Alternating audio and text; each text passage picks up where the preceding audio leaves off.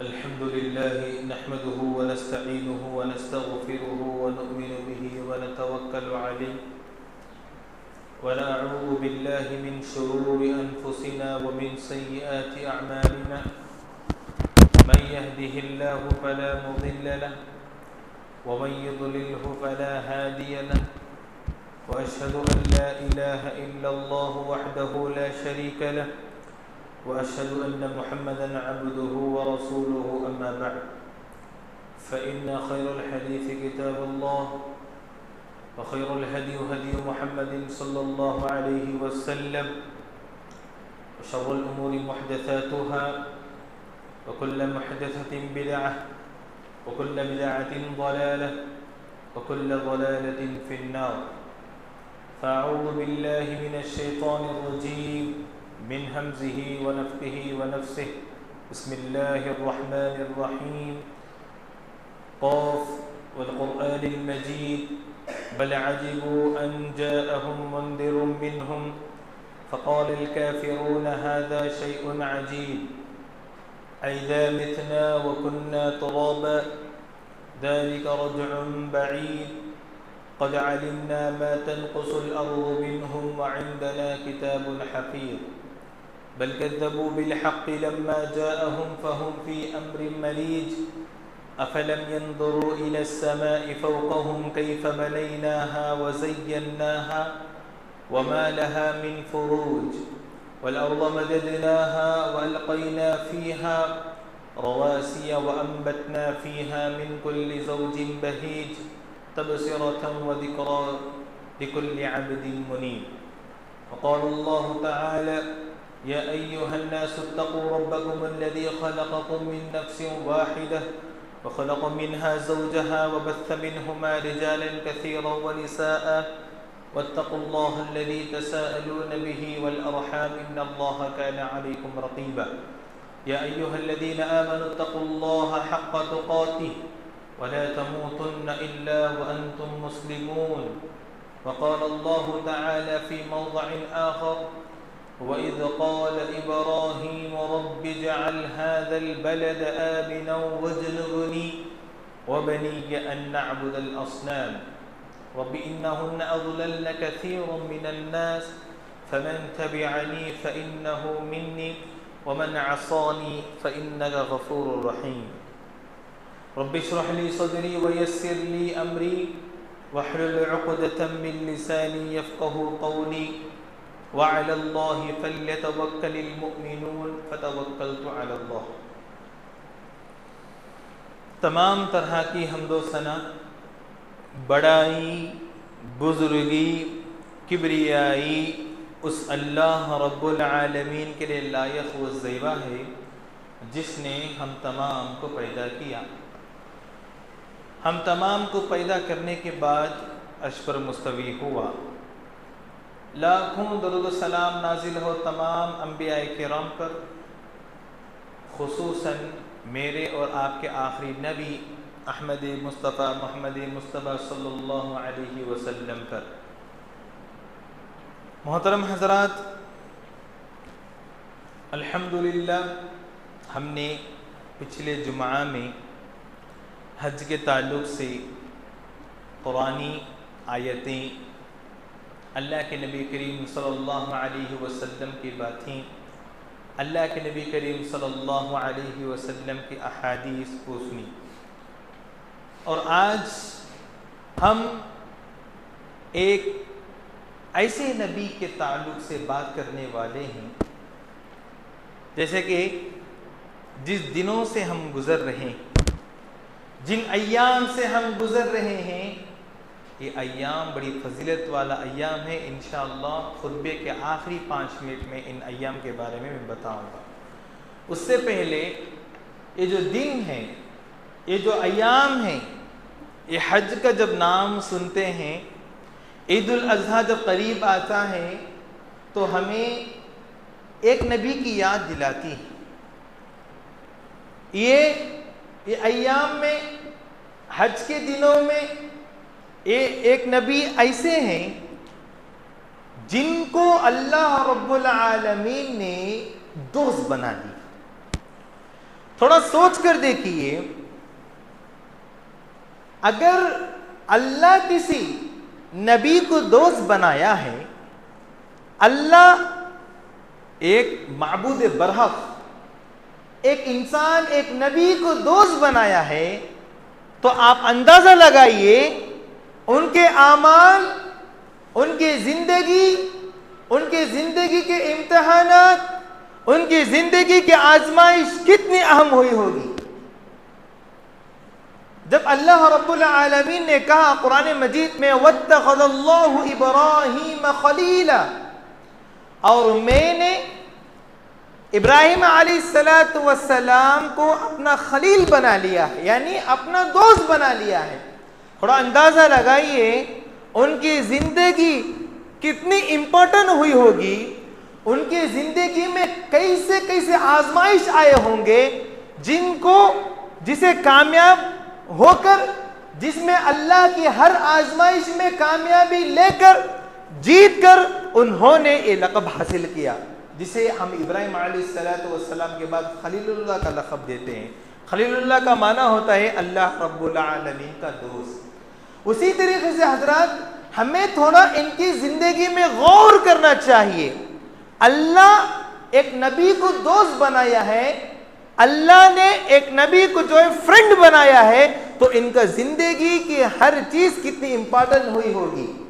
ابراہیم علیہ السلام کے بارے میں جب قرآن مجید میں پڑھا جاتا ہے، ہر سال ہر وقت بھی اگر آپ اس واقعے کو پڑھیں گے، ان کی زندگی کو پڑھیں گے، کئی ایسے لمحے ان کی زندگی میں گزرے ہیں جسے پڑھ کر ہمارے آنکھ میں آنسو آنا باقی ہو جاتا ہے۔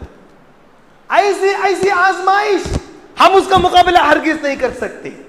ان کی زندگی میں اللہ رب العالمین جو آزمائش ڈالا تھا، باپ کو لے کر، گاؤں کو لے کر، بیوی کو لے کر، بچے کو لے کر، ایسے آزمائش جو اللہ رب العالمین ان کی زندگی میں ڈالا تھا، ہم اس کا 1% بھی مقابلہ نہیں کر سکتے۔ اسی لیے اللہ رب العالمین نے ان کو جو ہے دوست بنا لیا ہے۔ سورۃ البقرہ میں اللہ رب العالمین کا فرمان ہے اِذْ قَالَ لَهُ رَبُّهُ أَسْلِمْ، جب ان سے کہا جاتا ہے یہ کام کرو، اسے تسلیم کرو، قَالَ أَسْلَمْتُ لِرَبِّ الْعَالَمِينَ، اسے وہ فوراً قبول کر لیتے۔ حضرت ابراہیم علیہ السلام کی زندگی میں کئی آزمائش، ایسا نہیں کہ ایک دو آزمائش، ایک آزمائش میں بھی ہمیں ہزاروں کے سبق ہیں۔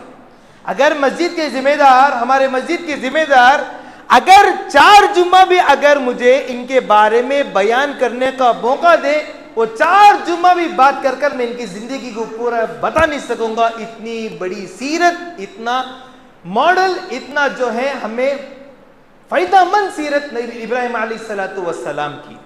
حضرت ابراہیم علیہ السلام کو اللہ رب العالمین نے جب کہا اے ابراہیم، تو اپنا گاؤں چھوڑ کر تمہیں جانا ہے۔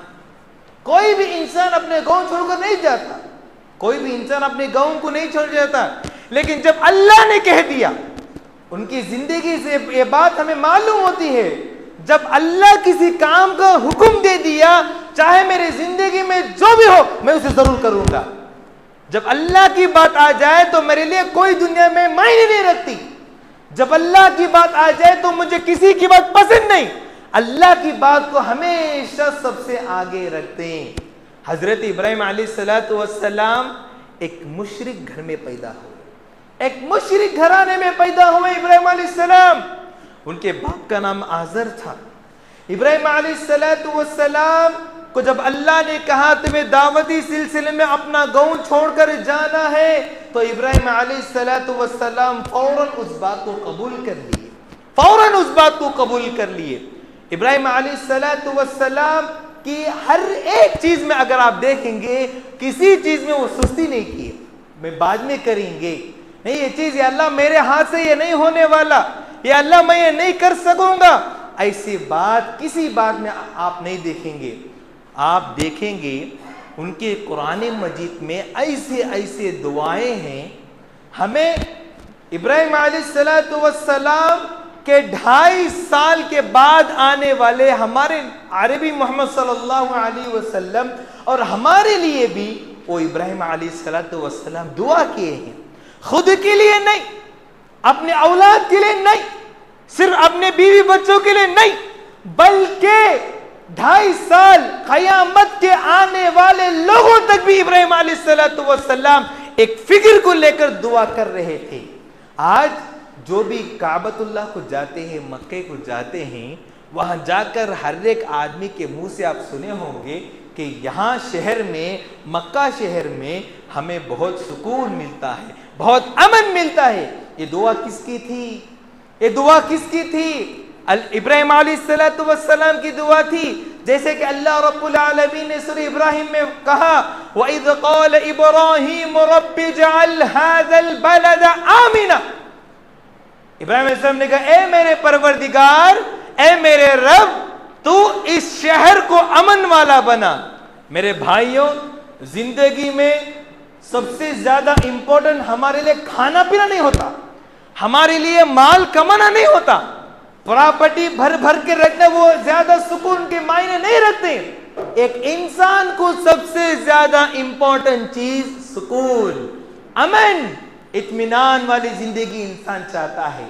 اسی لیے ابراہیم علیہ السلام کی زندگی سے ہمیں یہ ملتی، ان کی دعاؤں سے ہمیں یہ سبق ملتا ہے کہ جب بھی دعا کریں کہ ہم جو ہے امن کے لیے دعا کریں، یا اللہ مجھے سکون کی زندگی عطا فرما، امن والی زندگی عطا فرما۔ اس لیے ابراہیم علیہ السلام نے کہا وَإِذْ قَالَ إِبْرَاهِيمُ رَبِّ اجْعَلْ هَذَا الْبَلَدَ آمِنًا وَارْزُقْ أَهْلَهُ، یا اللہ اس شہر میں رزق میں برکت دے، اس شہر مکہ شہر کو یا اللہ تو برکت دے، من الثمرات، پھلوں سے بھر دے، پھلوں کی برکت شہر کو تو کر دے۔ وہ ابراہیم علیہ السلام کی دعا تھی۔ اگر آپ غور کریں گے مکے میں، سعودی عرب میں جو مکہ ہے، وہاں جو ہے کھجور کے درخت کے علاوہ کوئی جھاڑ آپ پیر نہیں سکتے، دوسری پھل نہیں اگا سکتے آپ، صرف کھجور ہی وہاں کے زمین میں اگ سکتا ہے، آ سکتا ہے، اس کے علاوہ کوئی بھی پھل کو آپ اگا نہیں سکتے۔ لیکن اگر آپ غور کریں گے دنیا کے کونے کونے کے پھل، کونے کونے کے رقم کے فروٹس اس مکہ شہر میں آپ کو چکھ سکتے، آپ اسے کھا سکتے۔ یہ تھی ابراہیم علیہ السلام کی دعا۔ اس کے بعد ابراہیم علیہ السلام کہتے ہیں وَجْنُبْنِي وَبَنِيَّ أَن نَعْبُدَ الْأَصْنَامَ، اے میرے اللہ تو مجھے اور میرے بچوں کو یہ شرک جیسے خطرناک چیز سے تو میری حفاظت فرما۔ ابراہیم علیہ السلام نے کہا جب بھی انہوں نے دعا کیا، قرآن کی ایسے کئی آیتیں آپ کو ملیں گے جس میں یہ ہمیں ملتا ہے یا اللہ میری اولاد کو بھی، میری ذریت کو بھی۔ جب اللہ نے ان کو کہا وَإِذِ ابْتَلَىٰ إِبْرَاهِيمَ رَبُّهُ بِكَلِمَاتٍ فَأَتَمَّهُنَّ، اے ابراہیم میں تمہیں امام بنانے والا ہوں۔ تو ابراہیم علیہ السلام نے اللہ سے کہا یا اللہ صرف امام مجھے بنائے گا، میرے بعد آگے آنے والوں کو تو امام نہیں بنائے گا۔ ایسے کئی آیتیں ملیں گے جو بعد میں آنے والوں کی بھی ابراہیم علیہ السلام فکر کر رہے تھے۔ جہاں ہم نے وہ آیت پڑھی وَجْنُبْنِي وَبَنِيَّ أَن نَعْبُدَ الْأَصْنَامَ، اے اللہ شرک جیسے خطرناک چیز کو مجھے بھی حفاظت فرما، اے اللہ میرے بعد کے آنے میرے بچوں کو بھی اس کی حفاظت فرما۔ یہ کس نے کہا؟ حضرت ابراہیم علیہ السلام نے۔ اور ان کا وہ دعا کرنے کا انداز، ان کا وہ اللہ پر ایمان، ہمارے جیسے بڑے بڑے دعائیں نہیں ہوتی تھی، ہمیں جیسے گھنٹے 2 گھنٹے اللہ سے دعا کرتے، لیکن ہماری زندگی میں سچ نہیں جھوٹ، ہماری زندگی میں کئی ایسی برائیں شامل ہیں جس کی وجہ سے ہماری دعائیں اثر نہیں کرتی۔ لیکن انبیاء علیہ السلام مختصر دعا کرتے لیکن وہ بہت معنی رکھتی، زندگی میں بہت رنگ لاتی۔ ابراہیم علیہ السلام کو اگر آپ دیکھیں گے، جیسے کہ آپ دیکھتے ہیں آزمائش سے تو ابراہیم علیہ السلام کو اللہ رب زندگی بھر رکھا، ان کو ایک آزمائش بھی رکھا، اولاد سے محروم رکھا بہت دنوں تک۔ آج اللہ تعالیٰ کسی کا اولاد دے دیتا ہے، ایک عظیم نعمت ہے۔ اللہ تعالیٰ کسی کا اولاد بعد میں دیتا ہے، اللہ تعالیٰ کسی کا اولاد آخر تک بھی نہیں رہتا۔ یہ اللہ کا اصول ہے یہ اللہ جو ہے اللہ کی کنڈیشن ہے. اللہ تبارک و تعالی کسی کا اولاد نہیں دیتا, اس کے لیے قیامت میں کوئی چیز بہتر رکھا ہوگا. لیکن اس چیز میں ابراہیم علیہ السلام جب اللہ رب العالمین سے اولاد پوچھتے ہیں تو کہتے ہیں ربی ہب لی من الصالحین, اے اللہ اولاد دے تو کیسی اولاد دے؟ نیک اولاد دے. آج اگر ہماری اولاد شرابی, کبابی, نشے کی عادت, برائی میں جا کر پورے برائی میں پھنس کر اگر کوئی والدین دعا کرتے ہیں, ان کی دعا اکثر قبول نہیں ہوتی. ہمیں پہلے سے فکر ہونا چاہیے, جیسے کہ ابراہیم علیہ السلام کرتے تھے. ابراہیم علیہ السلام نے کہا ربی ہب لی من الصالحین, اے اللہ مجھے جو ہے نیک اولاد عطا فرما. اس کے بعد اللہ رب العالمین حدیث میں اور باتوں میں آتا ہے کہ 80 سال یا 80 پر 5 سال میں اللہ رب العالمین کو ان کو جو ہے اولاد کی گفٹ دیا. کسے؟ نبی ابراہیم علیہ السلام. تھوڑا سوچ کر دیکھیے, ابراہیم علیہ السلام 80 سال تک دعا کرتے رہے. ان کے قرآن کی ایک ایک دعائیں اگر آپ پڑھیں گے تو ہمیں جو ہے آنکھ سے آنسو آ جاتا ہے. دعا کرنے سے پہلے ایک طریقہ بھی ابراہیم علیہ السلام کی دعا پہ معلوم ہوتی ہے. جیسے کہ سورۃ الشعراء میں جب وہ دعا کرتے ہیں اس سے پہلے چند الفاظ کہتے ہیں. کیا کہتے ہیں؟ الذی خلقنی فہو یہدین, وہی ذات جو مجھے پیدا کرتا ہے اور مجھے ہدایت بھی دیتا ہے. والذی هو یطعمنی ویسقین, وہی ذات جو مجھے کھلاتا بھی ہے اور مجھے پلاتا بھی ہے. وَإِذَا مَرِضْتُ فَهُوَ یشفین, اور جب میں بیمار ہوتا ہوں تو مجھے شفا دیتا ہے. والذی یمیتنی ثم یحیین, وہی ذات جو مجھے موت بھی دیتا ہے اور زندگی بھی دیتا ہے. والذی اطمع ان یغفر لی خطیئتی یوم الدین, اے اللہ اس دن تو مجھے معاف فرما جس دن لوگ تیرے سامنے کھڑے ہوں گے. یہ تمام چیزیں بتانے کے بعد ابراہیم علیہ السلام اس کے بعد کہتے ہیں وَلَا تُخْزِنِي يَوْمَ يُبْعَثُونَ, اے اللہ قیامت کے دن مجھے رسوا نہ کرنا. ایک نیک انسان, ایک عظیم انسان اللہ سے کہتے ہیں وَلَا تُخْزِنِي يَوْمَ يُبْعَثُونَ, اے اللہ قیامت کے دن مجھے رسوا نہ کرنا. یہ دنیا کی رسوائی نہیں ہے, قیامت کی رسوائی. اگر ہم چند برے کام کر لیے, محلے تک ہمیں معلوم ہوگی, گاؤں تک ہمیں معلوم ہوگی, ہماری برائی کے بارے میں 3-4 گاؤں تک معلوم ہوگی. لیکن قیامت میں ایسا نہیں. سب سے برا دن اس انسان کا ہوگا جس کی رسوائی ہوگی اس دن. قیامت کے دن کی رسوائی سے اللہ کی حفاظت کرنا. ہمیں تو یہاں چند لوگ ہماری عزت تھوڑا نکل جائے 2-3 گاؤں تک معلوم ہوگا, لیکن قیامت میں ایسا نہیں. آدم سے لے کر محمد صلی اللہ علیہ وسلم کی امت کھڑی ہوں گی, ان تمام کے سامنے جو ہے اللہ رب العالمین ہمارے نام اعمال کو کھولے گا. اس کے بعد ابراہیم علیہ السلام کہتے ہیں وَلَا تُخْزِنِي يَوْمَ يُبْعَثُونَ يَوْمَ لَا يَنفَعُ مَالٌ وَلَا بَنُونَ, اے اللہ اس دن نہ کسی کی اولاد کام آئے گی نہ کسی کا مال کام آئے گا. اس کے بعد جو بہترین بات ابراہیم علیہ السلام کہتے ہیں إِلَّا مَنْ أَتَى اللَّهَ بِقَلْبٍ سَلِيمٍ, مگر وہ انسان کامیاب ہو گیا جو قلب سلیم لے کر آیا, جس کا دل پاک ہوگا, جس کا دل نور سے بھرا ہوگا, جو گناہ سے پاک ہوگا, برائیوں سے پاک ہوگا, وہ دل اللہ رب العالمین کے پاس کامیاب ہوگا. جسے ابراہیم علیہ السلام نے قلب سلیم جیسے الفاظ بتا اللہ رب العالمین سے دعا کرتے ہیں.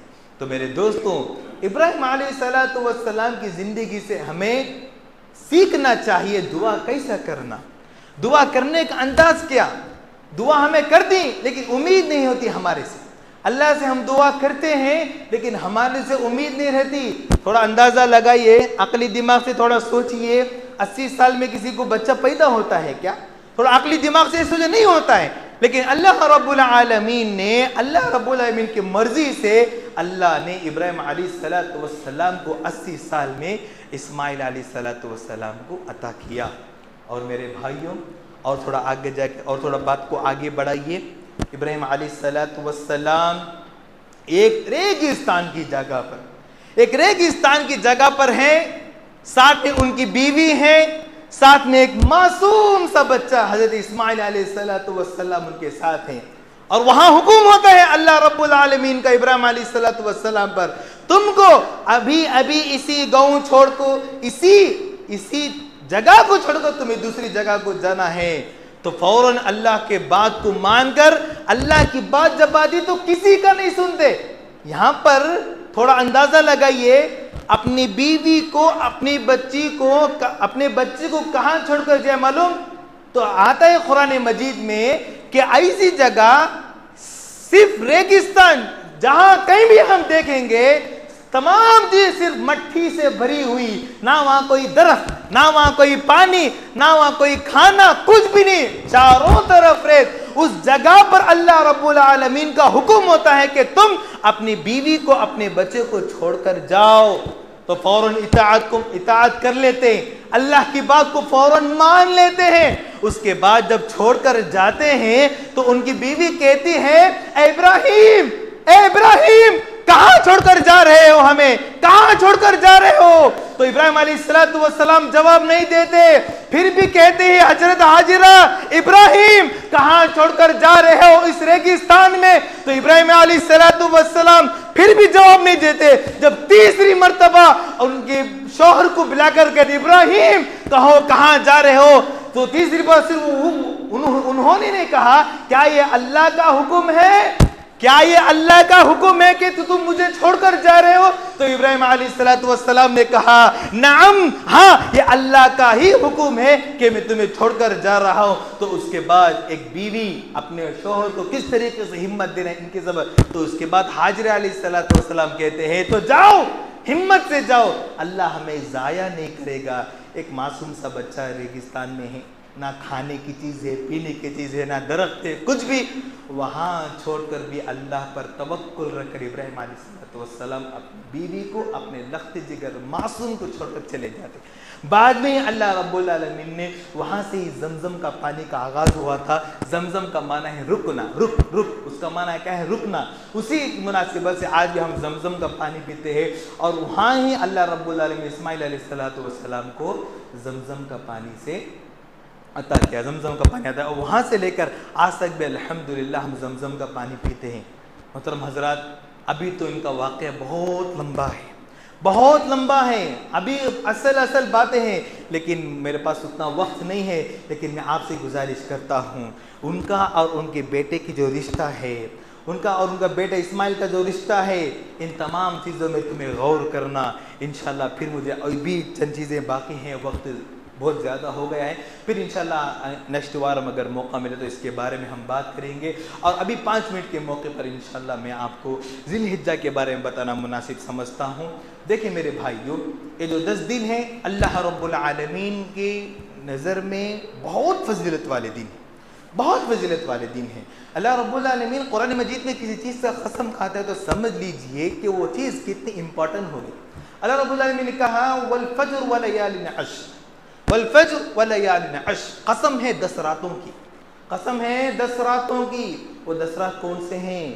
وہ 10 دن کون سے ہیں؟ یہی وہ 10 دن ہیں. آج یہ 10 دنوں میں ہم جو ہیں کثرت سے عبادت کریں.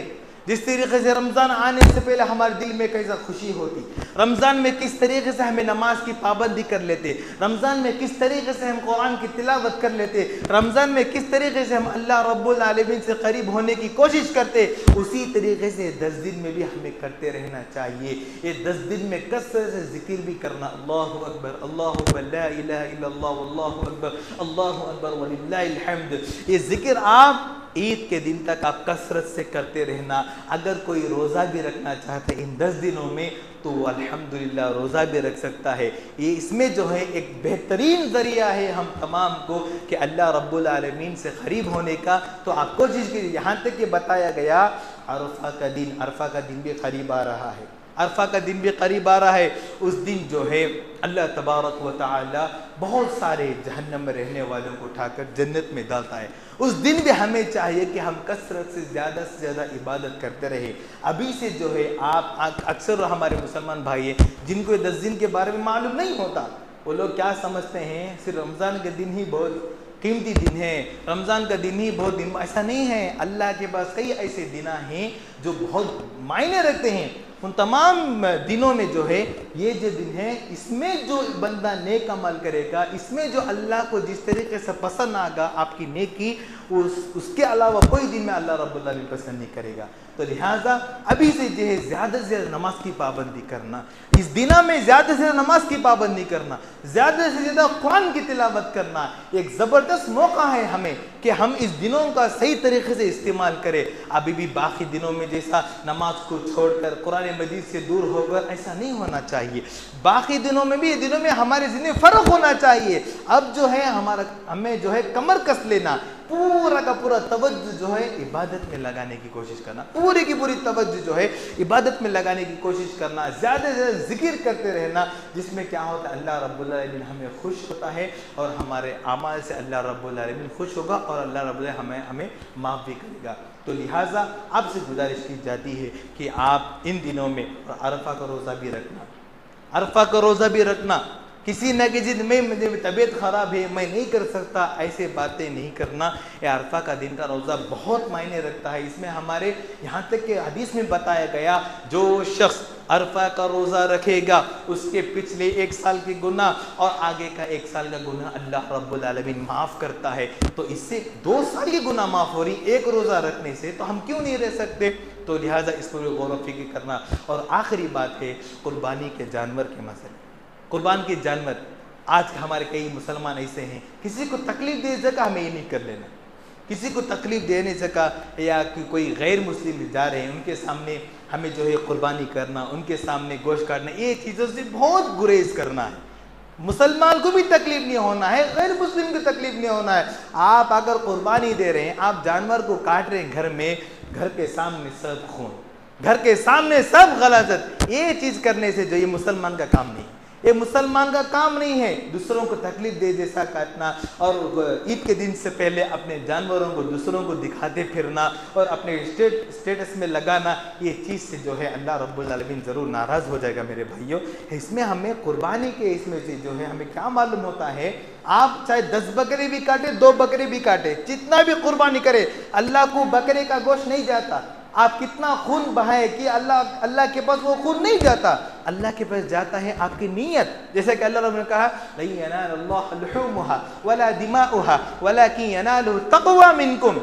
تمہارے پاس جو جانور ہیں اس کے خون نہ اللہ کے پاس جاتا، نہ گوشت جاتا ہے، جاتا تو آپ کا تقوی جاتا ہے، آپ کی نیت جاتی ہے۔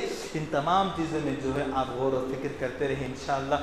اس میں جو ہے ایک اچھے انداز سے جو ہے قربانی کی جو ہے آپ جانور کاٹیں۔ اور اس میں جو ہے آپ کئی ایسے لوگ ہیں جو جیسے ہی جانور کاٹا ہے اصلی چیزاں جو ہے جیسے کہ بکرے کے پاؤں ہوتے ہیں، بکری کی سر ہوتا ہے، یہ تمام چیز اپنے رکھ کر جو چیزیں دوسری چیزیں ہیں وہ آپ کو دوسروں کو دینا، ایسا نہیں ہے میرے بھائیوں، اسے نہیں کہتے ہیں۔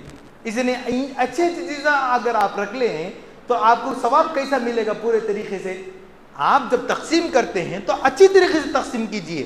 آپ جیسے خود کو جو چیز پسند کرتے ہیں دوسروں کو وہ چیز دیجئے۔ آپ اچھی طریقے سے لے کر دوسروں کو اگر آپ ایسے چھچڑے، ایسے چربی، ایسی چیز اگر آپ دیں گے تو صحیح طریقے سے عمل ہمارا کیسا قبول ہوگا؟ آپ خود کو کیسا گوشت پسند کرتے ہیں کہ ویسا ہی تقسیمیں بھی کرنا۔ اور بات کئی ایسے مسلمان بھی ہیں جو اکثر رشتہ داروں کو نہیں دیتے۔ سب سے فرسٹ حق بنتا ہے رشتہ داروں کا، رشتہ داروں کا سب سے پہلے حق بنتا ہے، اس کے بعد آپ کے پڑوسیوں کا حق بنتا ہے، اس کے بعد جو ہے دوسرے لوگوں کا حق بنتا ہے۔ سب سے پہلے اگر حق بنتا ہے صدقہ کرنے میں، کسی کی مدد کرنے میں، رشتہ داروں کا، رشتہ داروں کو سوچئے، رشتہ داروں میں کون غریب ہیں ان کو دیجئے اور پڑوسی کا خاص خیال رکھے۔ ان تمام چیزوں پر غور کرتے ہوئے زندگی گزارے۔ اللہ رب العالمین سے دعا ہے کہ اللہ رب العالمین ہم تمام کو قربانی کے دن جو ہے اس سے پہلے جو بھی ان ایام چل رہے ہیں، اللہ تعالیٰ ان ایام میں زیادہ سے زیادہ عمل کرنے کی توفیق عطا فرمائے۔ اللہ رب العالمین سے دعا ہے اللہ رب العالمین ہم تمام کو جو ہے قربانی کرنے، ایک جانور جو ہے اللہ کے راستے میں دینے کے رب العالمین ہمیں توفیق عطا فرمائے۔